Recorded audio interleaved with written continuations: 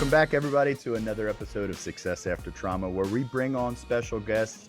They share their story, their journey, a little bit about what their struggles were like, how they came to that aha moment, what their healing journey was like, and how they're giving back today. And today we have a special guest, Caley Rose. I'm super excited to have Caley Rose on here. She is a Billboard charting singer and songwriter and the founder of Music with a Message.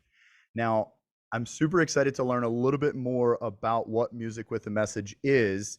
And the teaser that I have and that I'll give everyone listening right now is that it brings confidence tools into schools. Yes. Caley, thank you for being here today. Can you tell us a little bit about yourself? And before you even dive into Music with a Message, would you take us all the way back?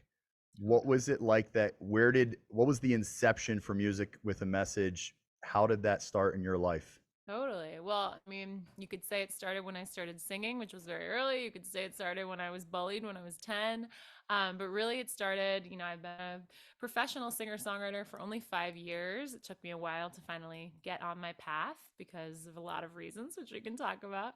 But then about a year and a half ago, I woke up and was thinking about how I was bullied. And I thought, wow, I'd really love to help kids who were also bullied and who, could be bullied later in life build their confidence. Because for Yes. me, when I was bullied, it took me, I was up here and then I went, if anybody's listening, I was at the top of my confidence and then I went down to a zero. And it lasted for over a decade. It manifested in Wow. so many different ways. It gave me a really unhealthy relationship with myself, with alcohol, with men when I was dating. And it really sabotaged a lot of things in my life and my own body image. So I didn't love myself. I didn't like myself. I hated myself for a really long time. I wanted to be someone else other than myself. And it was from bullying, it was from a lot of things. And so I thought about how hard that was for me, and I wanted to change that for students. And we were talking a little bit before we started recording, and how when I first started going into schools, I was sharing my story. I was giving them every tip I could possibly give in order to never let them be hurt ever. And I was probably giving them way too much, like, oh, here's something I've learned which you can really benefit from. And then I was connecting it to my music. So I had already been writing empowering music because I love music that makes me feel confident. And I was writing music to help me feel more confident when I didn't believe it at first. It helped me start to believe in myself more through the music. So I paired that music with my own story of being bullied. And then I created tools to build up my own confidence that helps kids build up their confidence. Because when I was growing up, so many people would just tell me, oh, just be confident. Oh, just love yourself. You have every reason to. But I didn't feel like I had every reason to. I felt like I had zero reasons to. So I needed tangible tools to build my own confidence and to figure that out on my own. So I'm trying to give them tangible tools. Caley, was music the passion of, were you singing before you had the experience of being bullied? Oh yeah. Okay. Ever since I could talk, I was singing for anyone who would listen. And then my mom put me in private lessons when I was 8, and I studied opera and classical, and then that branched out into musical theater, all before I found pop music and was really honest with myself about what I really wanted to do in this one life that I know that I have now. Beautiful. Yeah. So when the chapter of bullying came about, how did that, or did that at all? Did that have an effect on your passion singing, like during that chapter? No, oddly enough, I was always the singer girl. I never had any problem being the singer girl. Like I was just in every grade, that was my thing. And so, yeah, I just always turned to it, and I had it in a million different ways, lessons and musicals and operas. So, yeah, I guess that was never going to be tainted. I guess if someone made fun of me for singing, that would have been a whole different thing, but yeah. But it It's wasn't. funny. Yeah, and luckily I had music to help me get out of it. And I think we all have access to our own, for those that are just listening, not watching the video, air quotes here. I think we all have access to our own music Yeah. or passion Oh, yeah. um, that really can help us through. Okay, I let think we me all come into the world loving creative experiences, you know? So it makes me really sad when I hear someone say, "Oh, I'm not a creative person," because I'm just like, that's BS. No, everyone is a creative person. We all come into this world eager to learn painting and drawing. And I think then along the way, someone might tell us, "Oh, well, so and so is a little bit better than you at this skill." And then we might start to form our self image around, "Well, I'm not as good as that at that as so and so, so I should probably stop doing that." And then hopefully when we're adults, we rediscover whatever that creative, fun passion was. that's I mean that's 100%. We start believing Yeah. narratives, and believing them. First and foremost, it's always us believing them. We may be creating them in our own head. We may have overheard them. We may have been told them, Mm. but then we adopt this, like we just said, a self-image of something that we're not. But Yeah. essentially, we definitely manifest into it. Totally. And that's why, I mean, I'm so careful. I have a 3-year-old daughter now.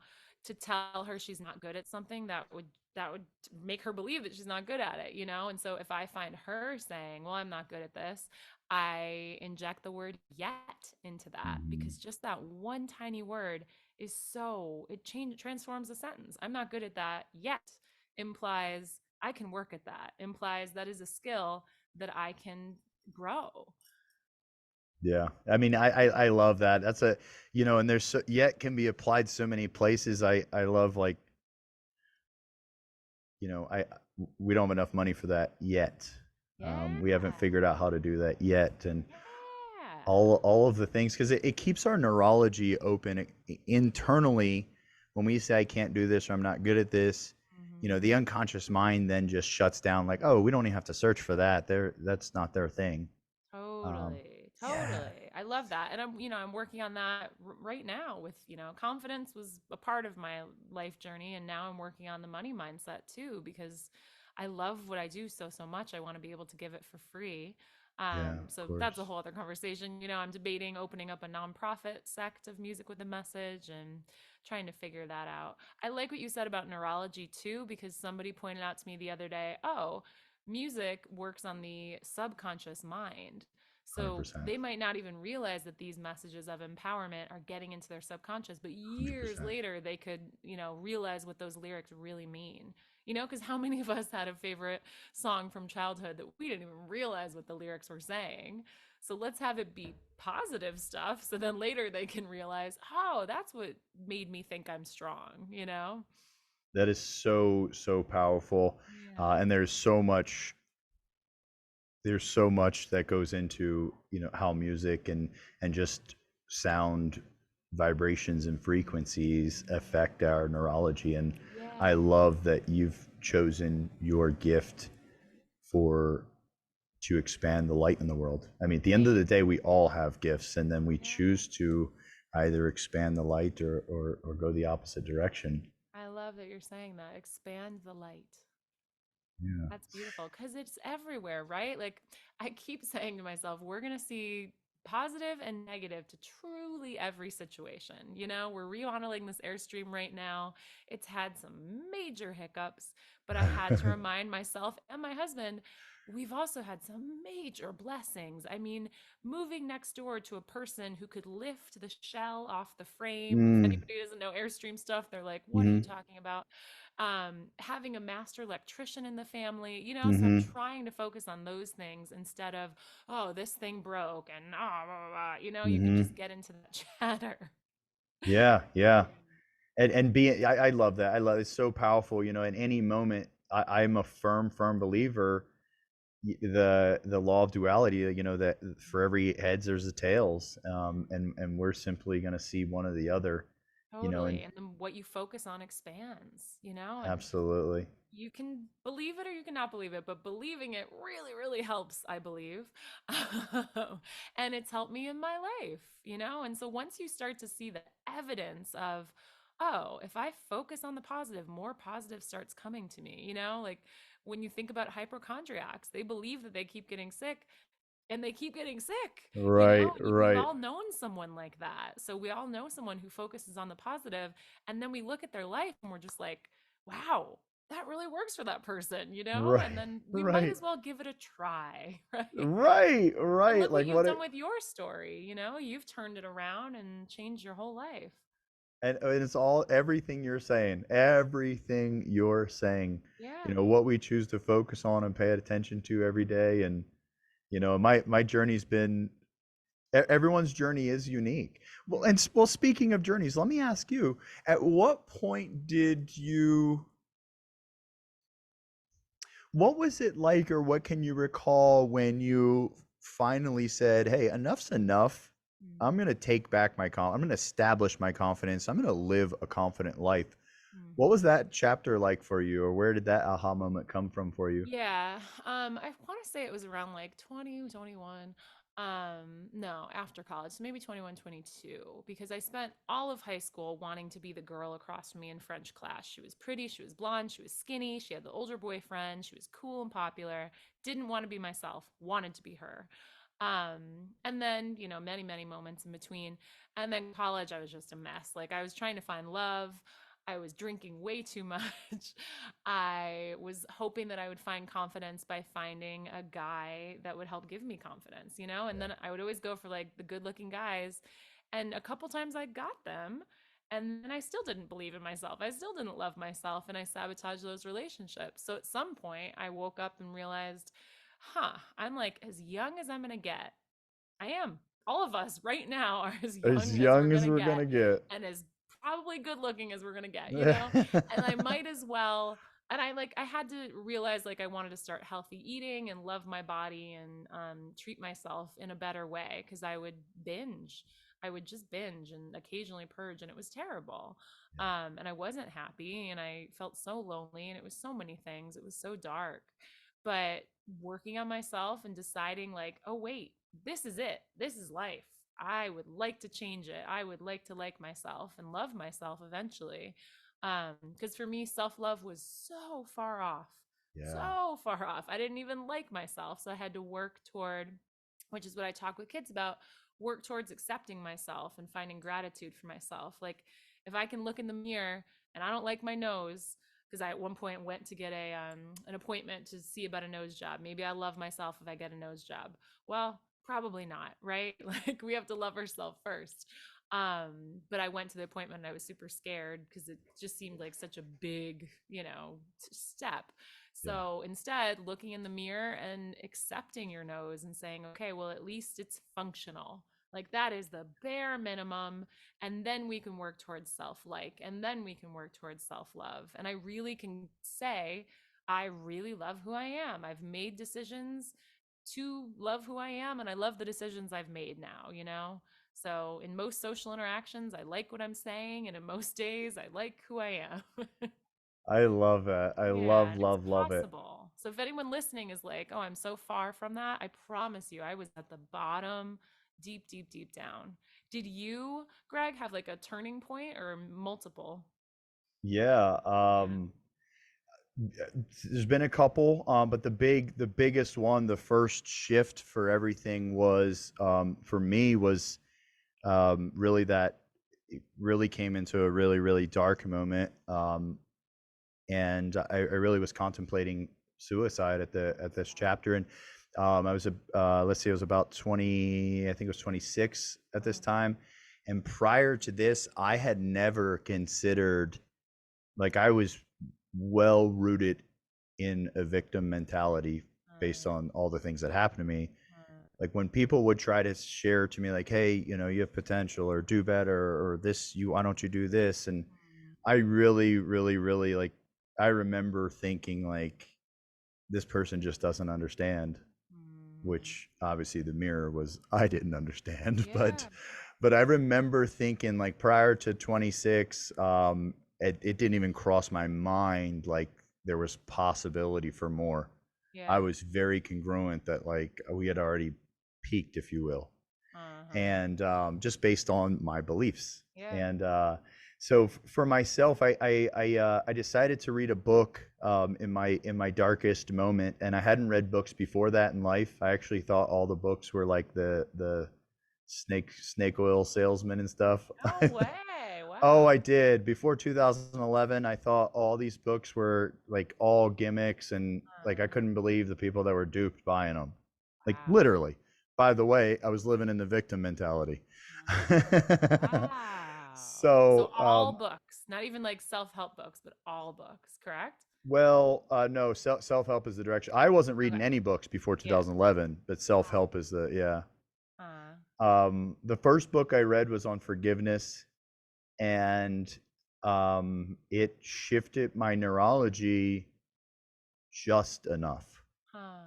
Wow. So it wasn't like, oh, everything's better, but it was like I get done this book and I'm like, well, there's like something in there.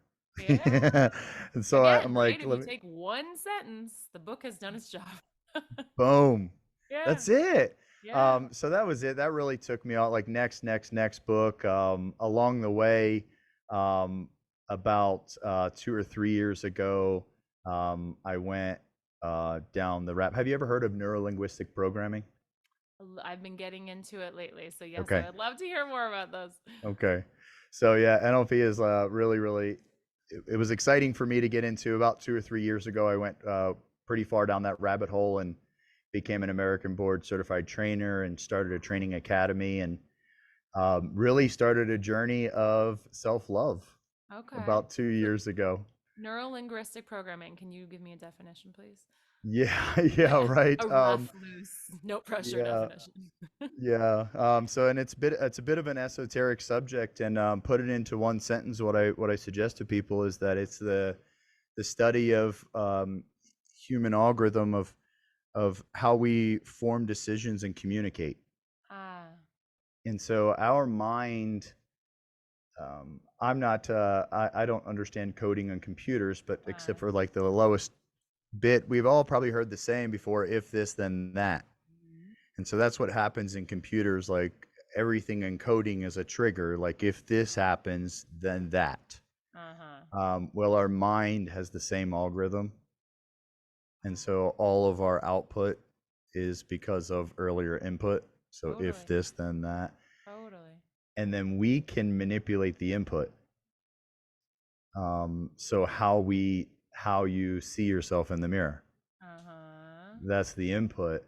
And so when you manipulate the input, you manipulate the output. Now the word Uh-huh. manipulate has a negative connotation, generally speaking, Yeah. but let's use the label create. Yeah, I like that. Yeah. That's fascinating. When we become the creator of the input, we become the creator of our reality. Very wise. Oh, that's Yeah. incredible. Yeah. And so that changed because like you had a trainer going through that program and then you became a trainer?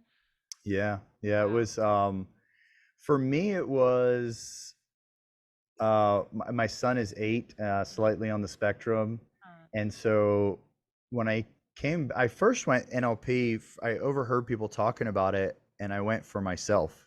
uh, I was like, let me see what this is. Like, this sounds really cool. And so I went through and it's esoteric. So when I first was going through, I was like, I don't know, like, I guess maybe, like, I uh, want to believe this, but it's so strange. I get it. And so I'm like, kinda. And I get home from the first training I did was 9 days. And I start communicating with my son a little bit different as an experiment. Like, I don't know what's going on, but let me see what happens. Uh-huh. Because if this, then that. So Yeah. I do a different if this, and I get a completely different than that. Ah. And it's working. Do you So remember that's what where I the if this really, was? Like what exact interaction? yeah, yeah. So I mean, there's an example that I use a lot for people, and there's just many and many, but an example I use a lot for people is, so my son came up to me. We have this little ring toss game, and there's blue and red rings, and the rings are just small. And he comes up to me and he gives me the rings, and he says, "Hey, Dad, I want to play ring toss." And I said, "Perfect." I said, "What color do you want to be, red or blue?" Hmm. And then he said, "I want to be green." Ha ha. Nice. So the remainder of the interaction goes like this, and then I'll break down what happened. So Uh-huh. the remainder of the reaction goes like this. I said, "Oh, that's awesome." I said, "You love green, don't you?" And he said, "Yeah." I said, "High five," and he gave me a high five.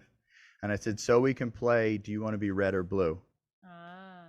And he said, I'll be red. Actually, I believe I told him, do you want to be this one or this one? He said, I'll be this one, and we go on a play. Well, what I began to understand at that time is um, the way we communicate, we have an internal, like we have what we meant for them to receive. Mhm. And then when they don't receive what the way we meant it, we're like, Mhm. how could they not understand?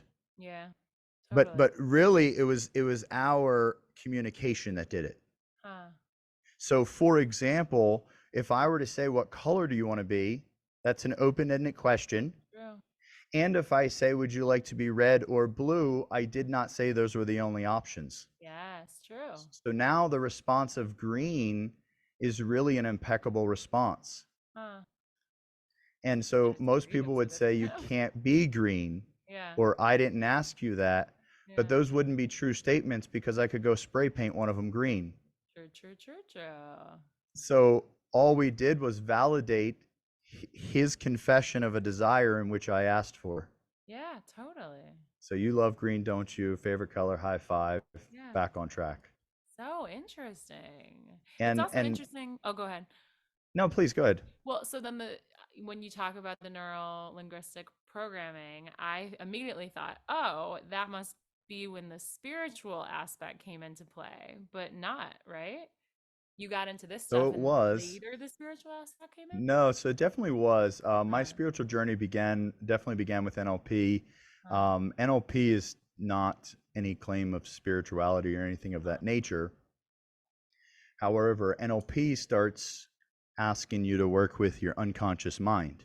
Hmm.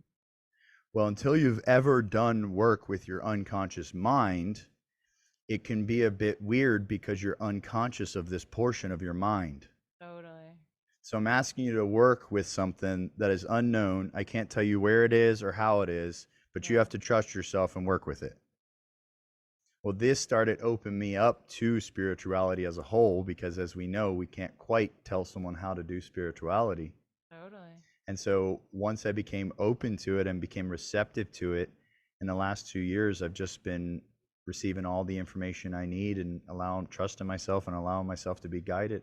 That's so incredible because I don't know. I think I was really in tune with spirituality a while ago. Like I did like a 6-month plan. For anyone who doesn't know about this, it's incredible exercise where you write a journal entry as if today is 6 months from now. So you say, like, I'm waking up today and for me, it would be I hear the ocean waves outside and the sunlight is streaming in our windows through our gorgeous house on the beach in California, waking up next to my perfect partner, blah, blah, blah, blah, blah.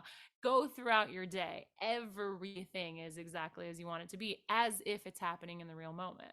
So it's a great manifesting exercise. And when I did that, when I was living in New York, I was dating someone else and I was working in voiceover, but I didn't even realize until a year later I exactly manifested what was on the page. I mean, I like was driving in my convertible and then I realized, oh, I wrote this down on paper. And I was like, holy mama, like my convertible was paid for by a commercial that I booked. I didn't say I wanted an on camera commercial. That's what I wanted, but it was a voiceover commercial, which paid for years of my life. And I was so thankful. So sometimes, I've had that experience where it's just like, am I a witch? And recently I manifested a job for my husband. It's exactly what we want. It's just so crazy.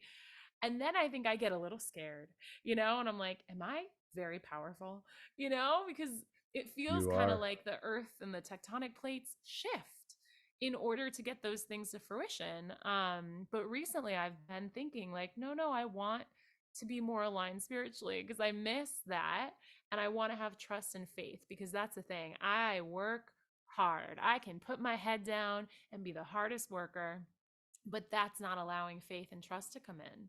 Right. So at some point, the only tattoo I would get, I've realized now, for years I've been like, I don't know what I would get ever, would be this quote that the universe can do more for you than you can do for yourself. And Boom. it doesn't mean sit back all day. I'm never going to be that type of person. Right. But Right. it means I think with the action you take, having faith that you're taking the right action, or that you're doing enough, or that the results will come to you. Or if you get a no, that's not meant for you. It's Boom. tough, right? Because people also say, well, I might knock on that door 20 times and that no might turn into a yes. I understand that. And I'm a persistent person. And I think until I get that no, like I've emailed music supervisors 5 times before they have responded and said, hey, just so you know, I'm getting your music. I have it in a folder on my computer. I can't wait to find a use for it in a TV show. Awesome. Email number 5 worked, but I didn't get the no before number 5. I just got silence. So sometimes a non answer is not a no, it's just a not yet. Well, and I also, this is just a projection from me, right? So, and I think that's important to qualify for everyone listening. But I think an important distinction is the external no versus the internal no. Hmm. That's So if I feel called to share this with you and I'm reaching out and you're saying no, I have to believe now there's check and ego. There's a long, there's a process here, right? Am I acting in ego? Assuming I've checked in ego, if you say no, to me, that means the time is not right. mm, But internally, if I'm like, I want to go ask her because I know she's going to want to do this program, process, whatever, mm, and I do my internal check, and we know when we get a no. The truth is, we know when we get a no. true. We silence it. We Yeah. try to get away from it. We try Yeah. to sell ourselves on a different answer, but we know when it's a no. Yeah. When it's an internal no, that's when we have an opportunity to check ego and honor that no. I need to digest that a little bit more. I'll have to listen back to this podcast. So, an internal no is, are you saying that's when we know that it's a no, or when we're Yes. shutting ourselves off before it began? Oh, meaning when we know that we know it's a no, when we're Okay. aware it's a no. And that's And coming so from listening to our instincts, which I used to listening think to I didn't have. 100%. And Yeah. and I suggest to people, I'm big on, which NLP is big on, visualization. Uh, So people like Tiger Woods hired NLP coaches to mm, linguistically talk him through a visualization of the ball going in the hole. wow. And so what I suggest to people is, like, if you can't see it, I didn't say you couldn't do it, Mhm. but if you can't see it, I think you're hoping to get lucky. Huh. Interesting. If you can see yourself doing the thing, Yeah. it will become a memory as it passes. Ah, I like that. You know you're capable of doing it. Now, Yeah. if when you see yourself doing the thing, something says, hey, I don't, you start getting this feeling that's just like in the pit of your stomach that's like, ugh. Yeah. I don't know. I can't tell you that feeling in the pit of your stomach is a no for you. But what I Mm. can tell you is there's a reason that feeling is there, and it's not there to push you forward. Ah, Fear is something totally different. interesting. It's not the Fear is, pit in your stomach fear. It's the, what would you say, the chatter in your mind? so I would say if you have a fear of doing something, well, first and foremost, I'm just going to suggest we all know what fear is. Yeah. So we know, so if you're Yeah. experiencing fear, that's another situation you have to determine, is this relevant fear? Do I overcome this fear? Hmm. But if you're visualizing yourself having $1 million and the visualization, you start seeing yourself treating people not so pleasantly Hmm. and you start feeling guilty, well, Hmm. this is not a fear. Yeah. This is your body sharing all the information with you that you need. Now, the $1 million is hypothetical. Yeah. Interesting. And it's also like, what does the $1 million give you, right? Bingo. Why do you need Bingo. that? What are you going to do with it? And everything I've in been working life. on this a lot lately. Yeah, yeah, yeah, yeah, yeah. Because, like I said, confidence felt like the first, I don't know, hurdle in my life. I mean, of course, there were a lot of hurdles, but now I feel like I'm in this era of welcoming money into my life. And I didn't realize I had such issues with it. And I've always been a prosperous creative. My friend recently Mm. had to say to me the other day, so wait, you made 6 figures in this year and 6 figures in this year, and you're afraid to call yourself a 6 figure artist. And I said, well, I don't want to make other musicians and actors feel badly. And she was like, you could teach them how to do that. They want to know how to do that.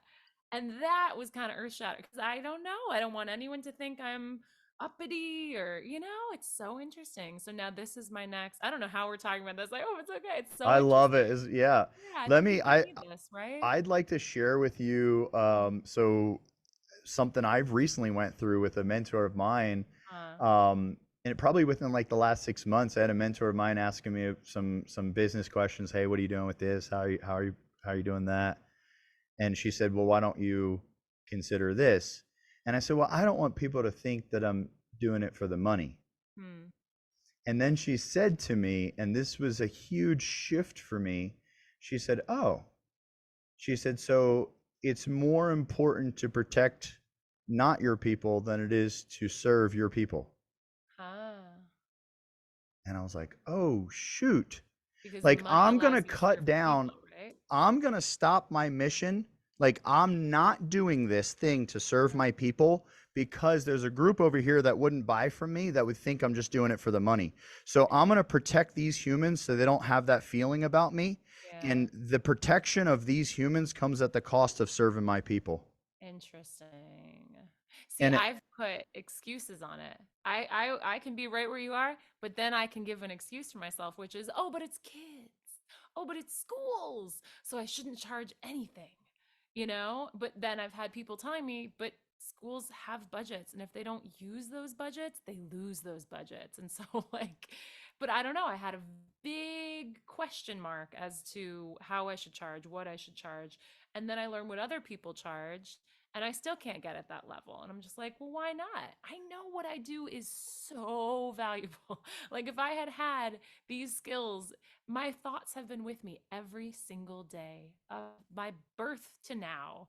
You know, we all need to have healthier thoughts. It's the most important thing. So, why don't I think that I can charge as much as this person that I know or this other person that I know? well, Cost. let Yeah. me, and I can't know Here we nothing, but are right, right.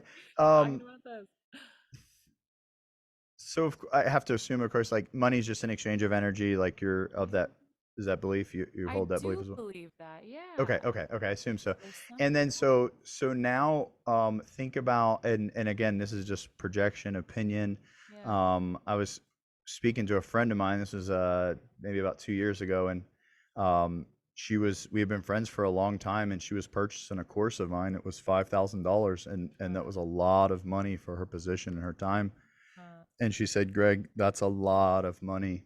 And I said, I don't need your money, but you need to pay. And the reason why mm-hmm. is because when you lose that much money, you will force yourself to extract enough value so that you don't walk away with a loss. Totally.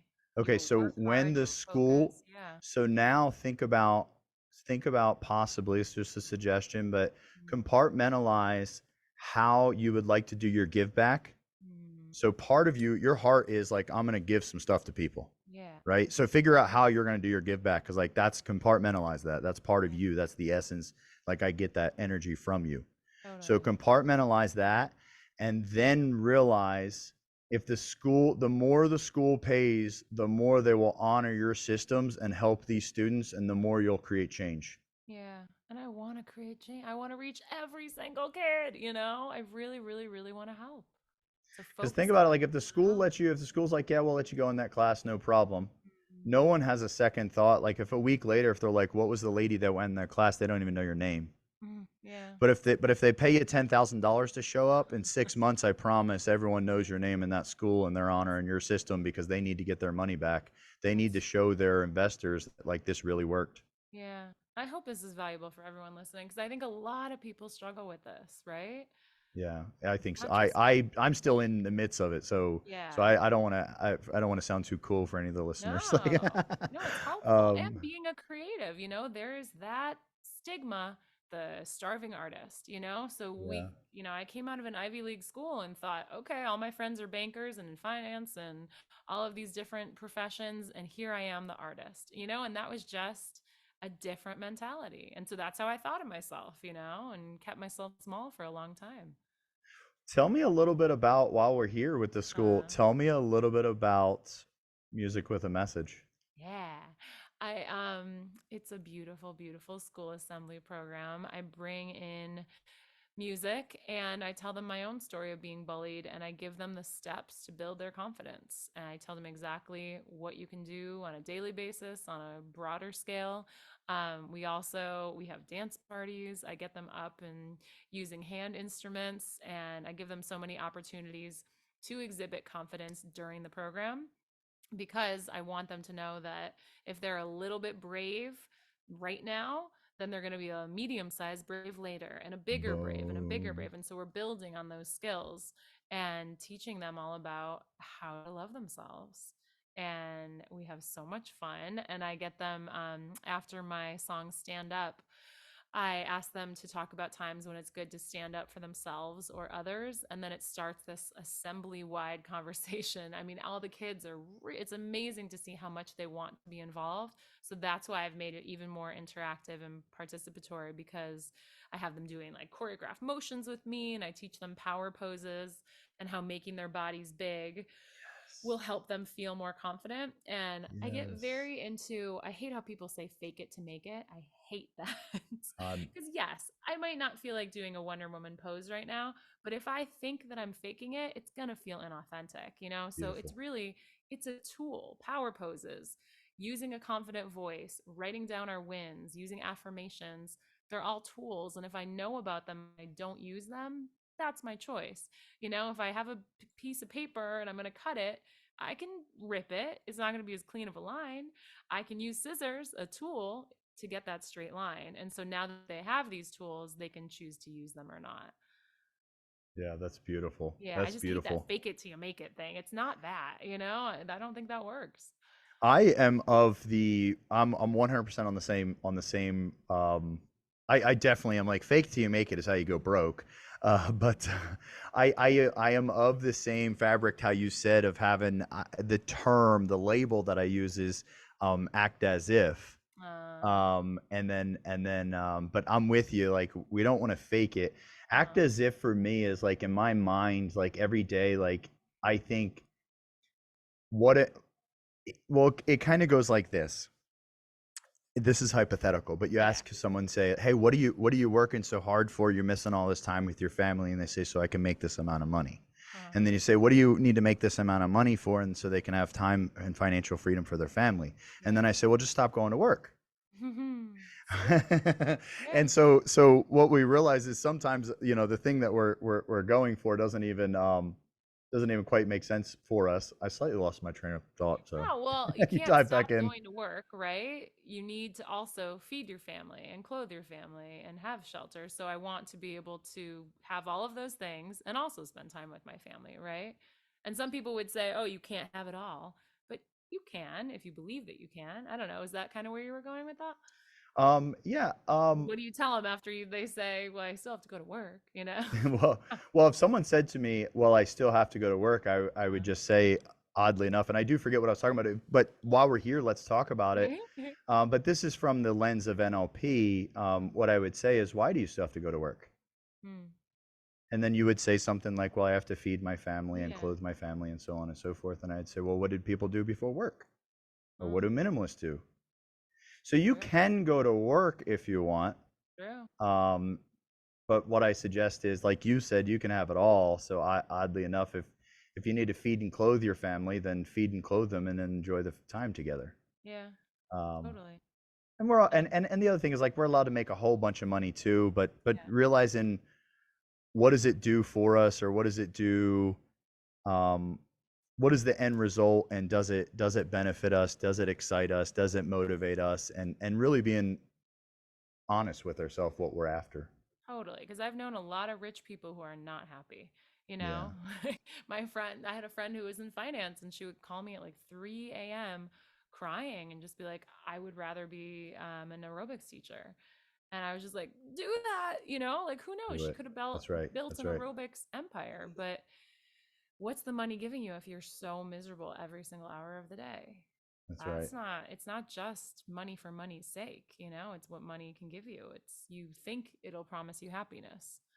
you know. Well, I do Yeah. need to buy my daughter Annie's mac and cheese, so you know, that's pretty basic. You're like, that has to go Yeah, down. yeah. That's one of the um, things I need the money for. You know, I'm interested in that and I'm still working it out and the higher power thing and the higher faith thing. I heard Gwen Stefani in an interview and she said, "Oh yeah, I'm tight with God." And I got jealous.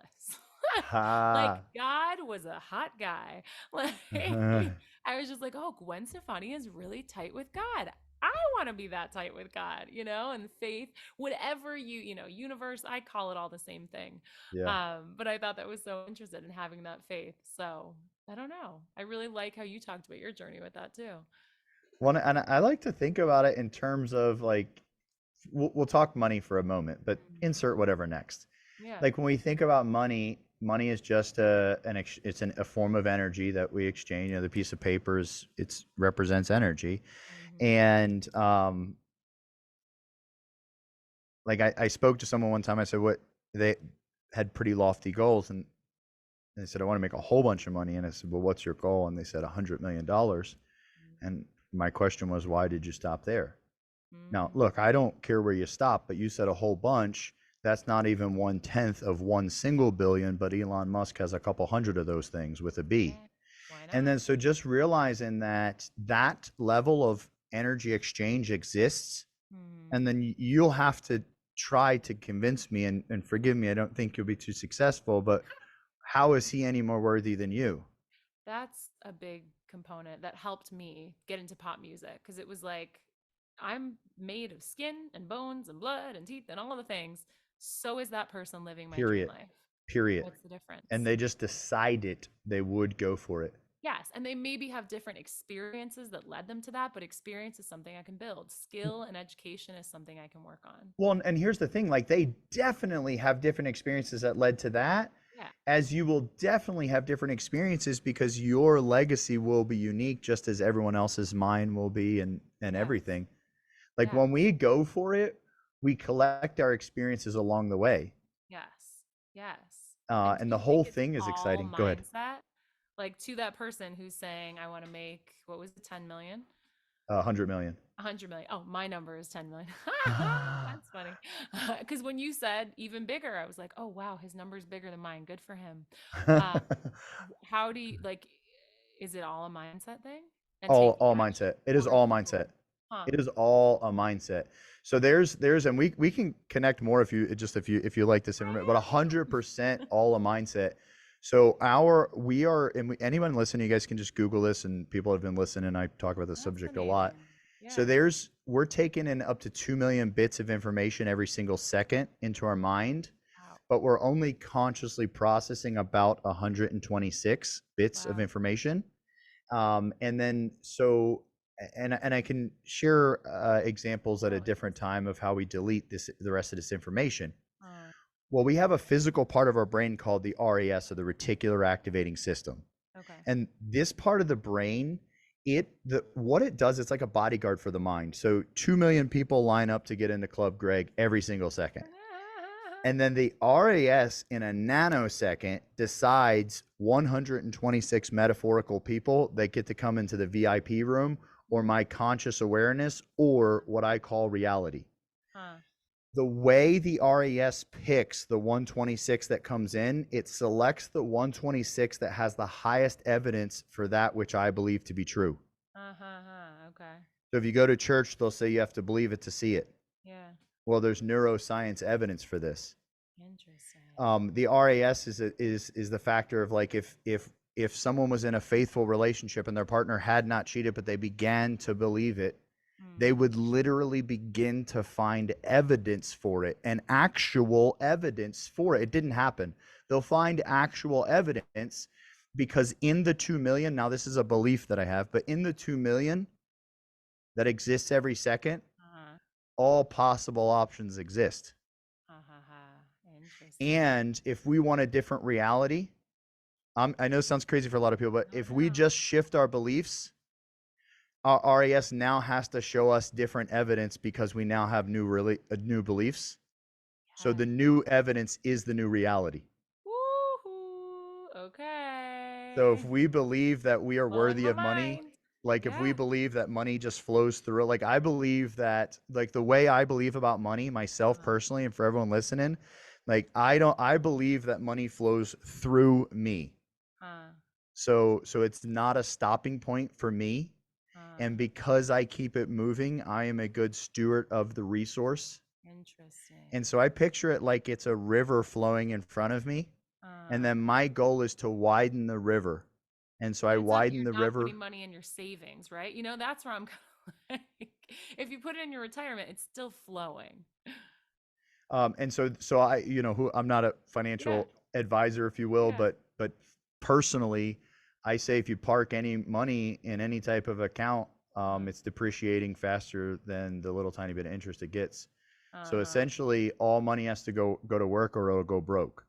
Now, Well, these are yeah, if just you my put it in the stock opinions. market, I'm trying to think Real of it. estate, venture Yeah, capitalism.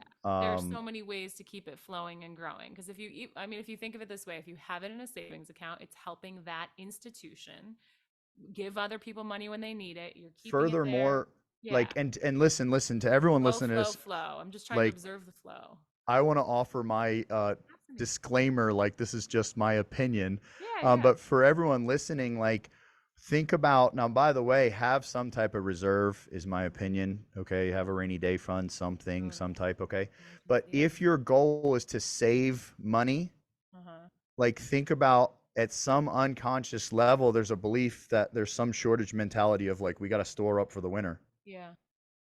Whereas, and then what is our RAS going to do for us? RAS is going to probably provide us opportunities where we need money to have stored up Interesting.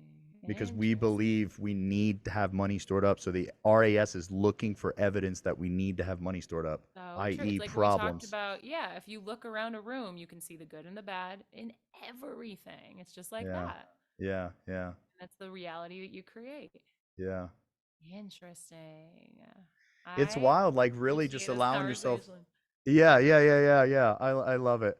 Okay, so let me ask you this. How can people so for those that are listening into us right now, you can check us out. You can watch our video. It's on YouTube, the channel Success After Trauma. And for those that want to connect with you, listen to your music, Mm. learn more about your mission, what are some ways people can engage with you, Kaylee? Oh, I should have said this at the beginning. I'm Caley, roses in the flower. Boom. Caley, roses in the flower. Got to put some rhythm to it because There you you'll go. remember it. But Kaylee Rose with a C everywhere on social media and KayleeRose.com for music with a message. If you want to book music with a message, one of our booking team members will get back to you and we'll be able to bring music with a message to your school. To I've been in women's shelters, corporate events. We do it all. But it's pairing confidence tools and empowering music. So I'm trying to raise the confidence of every kid and every person in the world through music. I love it. That is so Thanks. powerful. I Thanks. appreciate everything you do, Kaylee. Thanks. I would love to, if you're interested in the future, we'll even just the conversation back and forth was so fun. You got me excited a few times, and I know. yeah, That's why I was yeah, like, I'm going to end up interviewing you, but I'm very interested in your journey and it's fascinating and wonderful. And I'm so happy you're here where you are now. yeah. Well, and I Yeah. get so excited about it as you can see and hear. Yeah, I love um, it. Yeah, yeah, yeah. We'll have to bring it back again in the future. And I for know. everyone listening in to the audio program, if you go to YouTube, we'll have the links on there. And if you're watching us on YouTube, you can download us from your favorite podcast streaming platform. Kaylee, would you share before we go final thoughts? I always ask my guests to kind of share a message, and I never know what it is. It's just in the moment. And Mm, so, what I'll ask if you would share a message for adults, young adults that are listening to this that were bullied in their youth and mm. have not had the opportunity to address and heal this yet or go on this journey yet. Would Yeah. you share a message with them, please? I always say keep going. And it's not as simple as it sounds, right? Because I thought, what would the world be like without me in it? We all wonder what would the world be like. Oh, those people would be sorry. So, suicide is the absolute worst, worst, worst case scenario of someone getting bullied that I never ever want to happen. Now I'm thinking of I talked to an organization the other day, Stand for the Silent, and they do a lot of what Music with a Message does. And he said to me, we got to save the babies. And so I'm really, really trying to save the babies. Mm. So I say keep going because any day your life could change. I used to say you could get a phone call, you could meet someone, but no, the change starts with you. You can decide to like yourself, to love and change your situation. There are so many things that you can decide to change. So keep going because any day you can change your life. Boom, that is powerful. Thank you so much, Kaylee. Of course. Thank you, everyone listening. And until the next episode, be great. It's already in you.